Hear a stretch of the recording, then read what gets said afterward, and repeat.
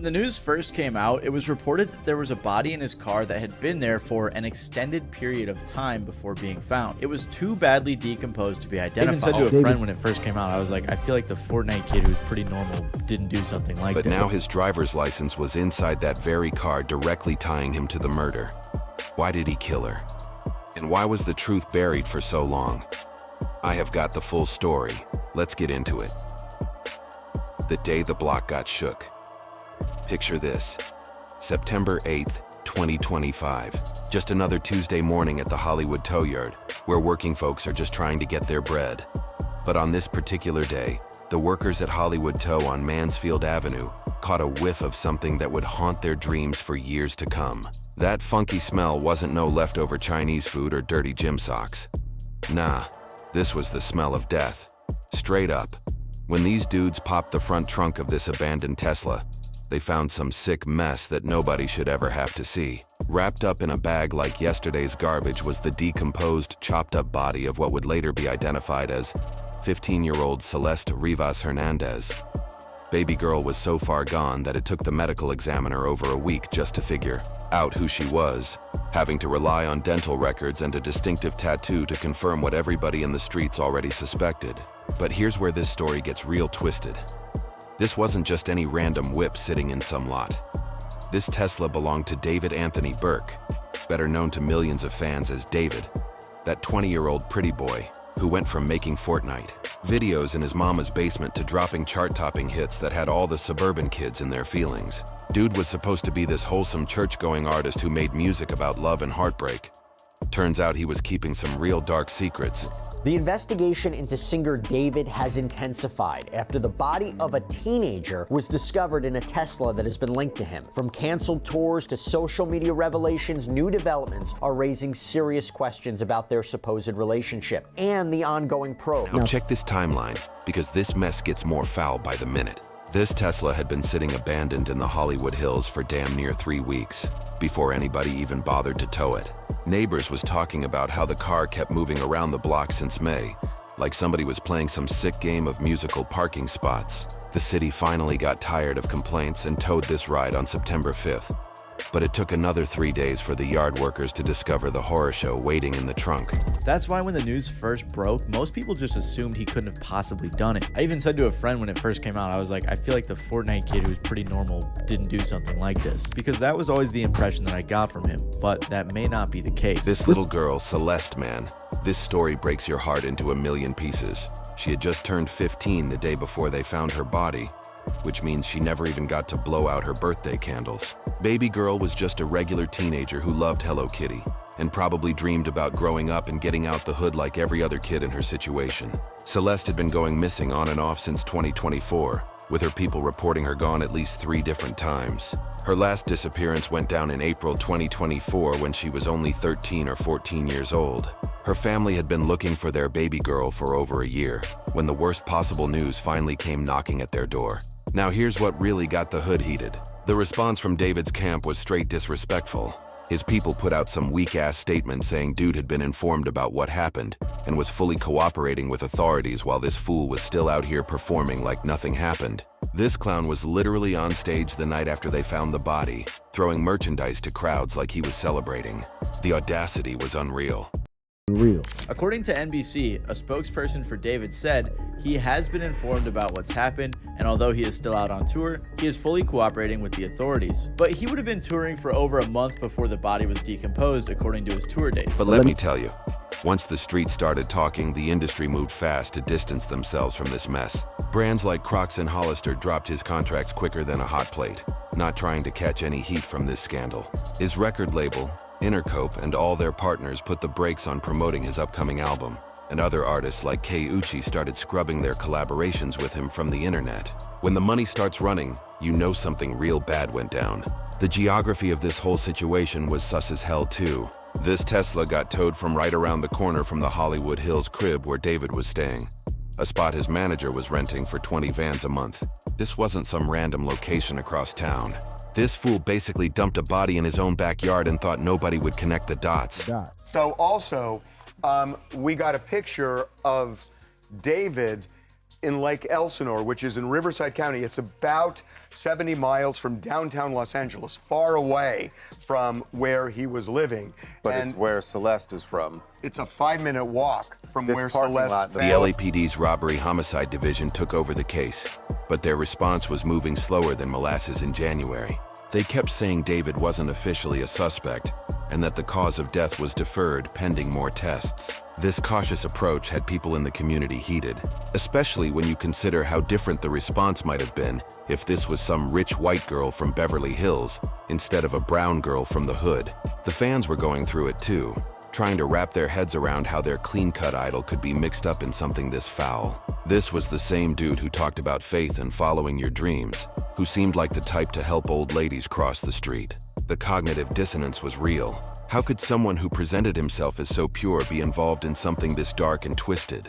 But those of us who really know the streets understand that the most dangerous predators are often the ones who look the most innocent. They use that clean image as camouflage, a way to get close to their victims without raising suspicion.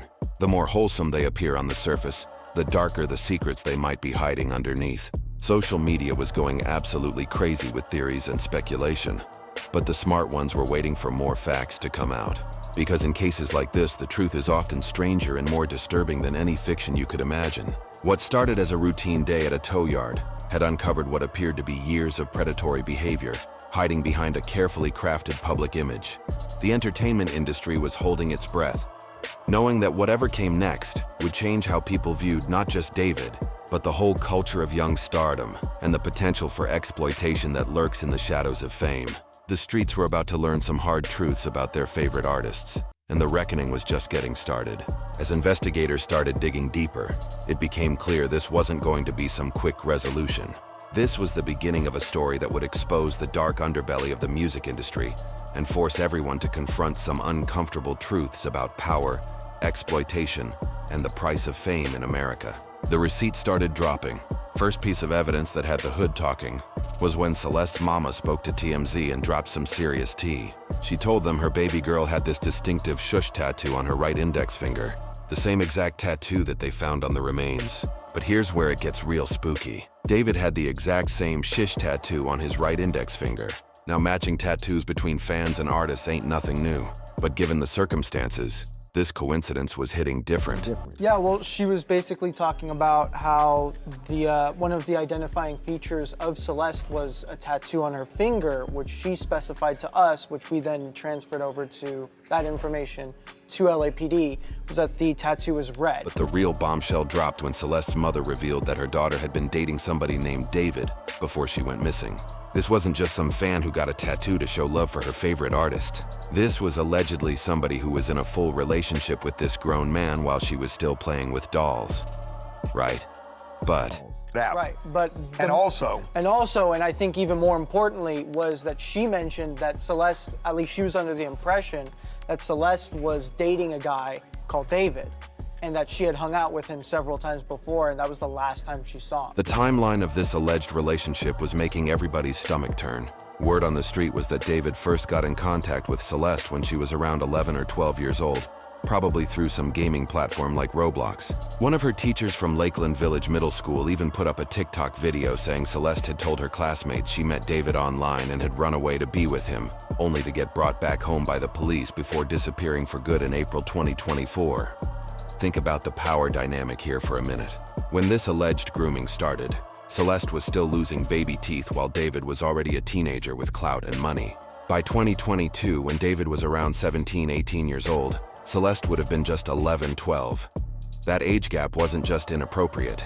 It was straight-up criminal behavior that should have landed this fool in somebody's county jail a long time ago. The digital evidence was stacking up like bodies in a morgue.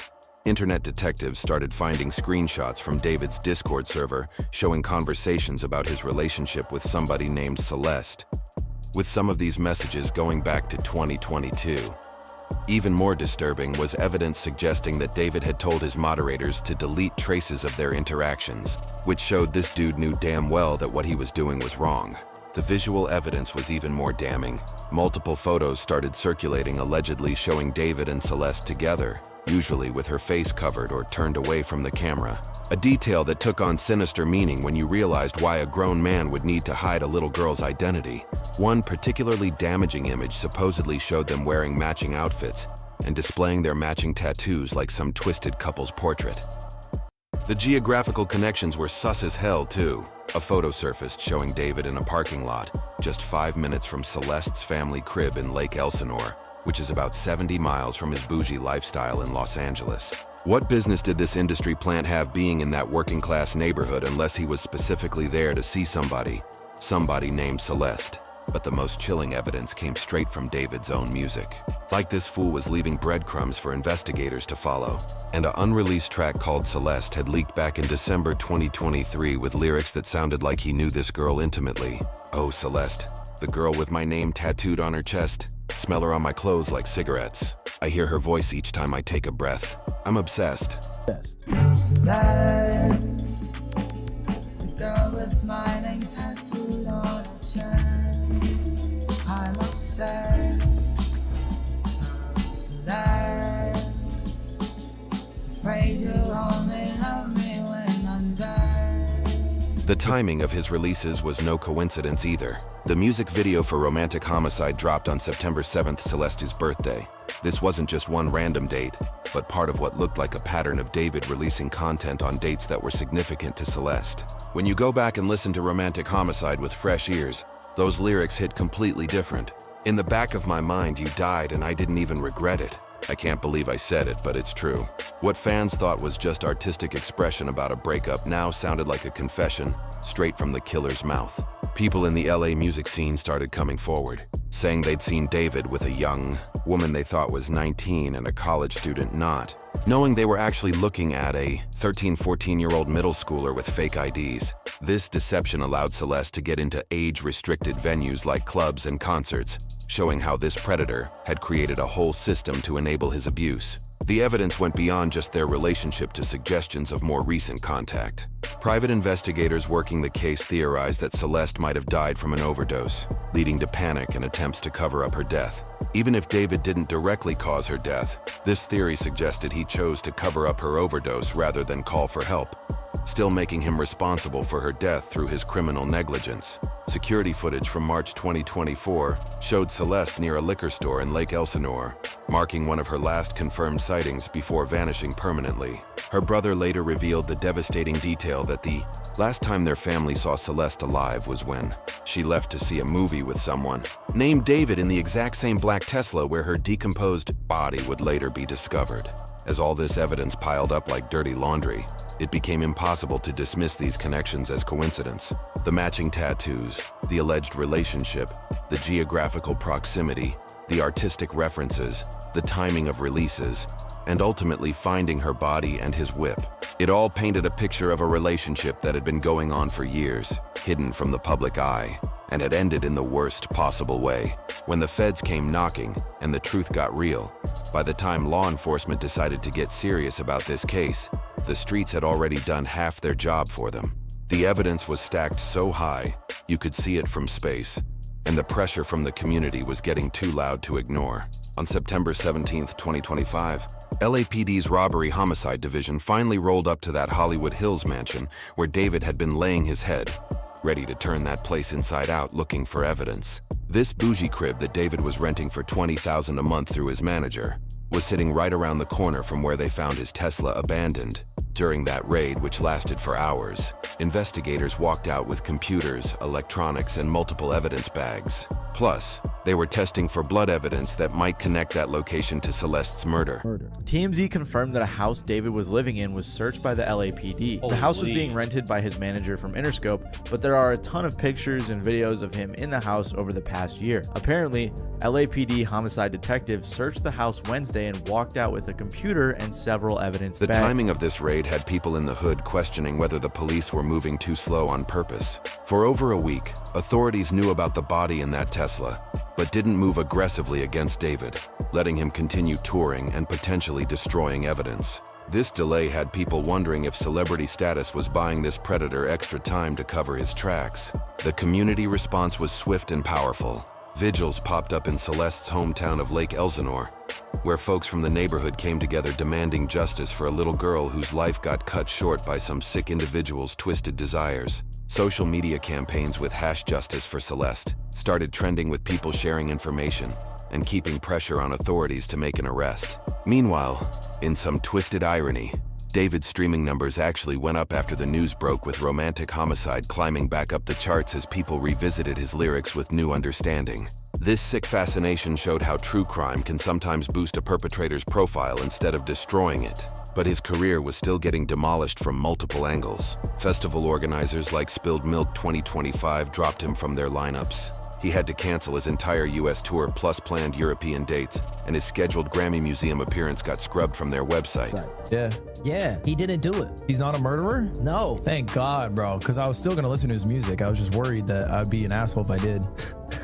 No, listen, he didn't do it. He literally performed the next day. If he was a suspect, the police would have been after him. He's not a suspect. He's not just escaping the police clutches? No, and I'm going to perform. We're going to perform on the 20th, me and David. Tesla. I don't think it's him because he's been on tour. No, but also, I don't think it's him either.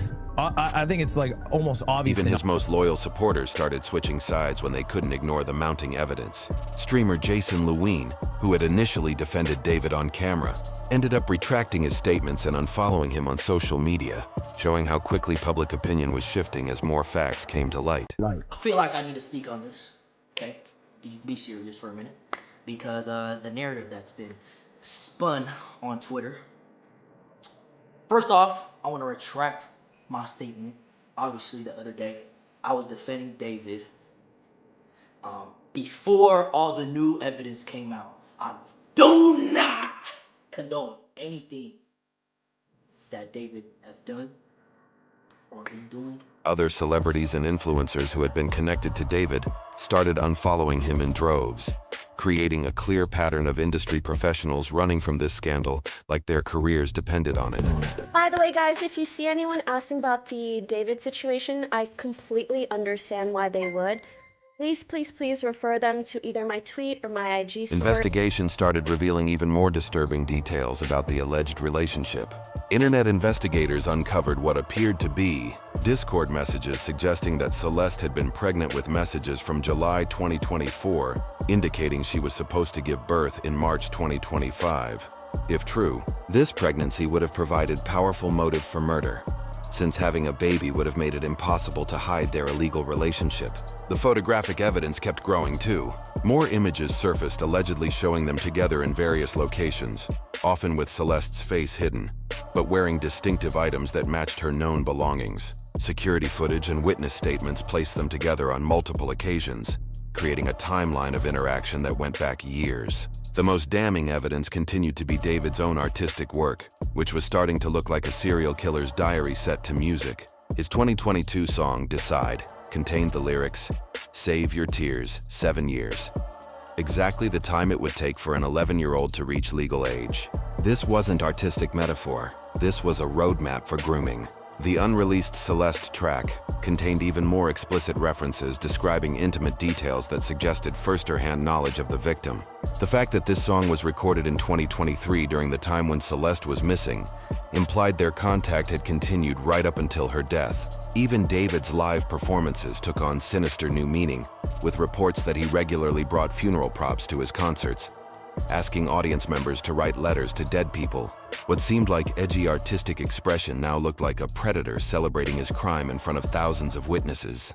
As October arrives, Celeste's body was finally released to her family for burial, marking the end of one chapter of their pain, but the beginning of what would likely be years of legal proceedings. A GoFundMe campaign was set up to help with funeral expenses as the family struggled with both grief and the financial burden of laying their baby girl to rest. Meanwhile, David had moved out of his Hollywood Hills rental and his whereabouts became unknown.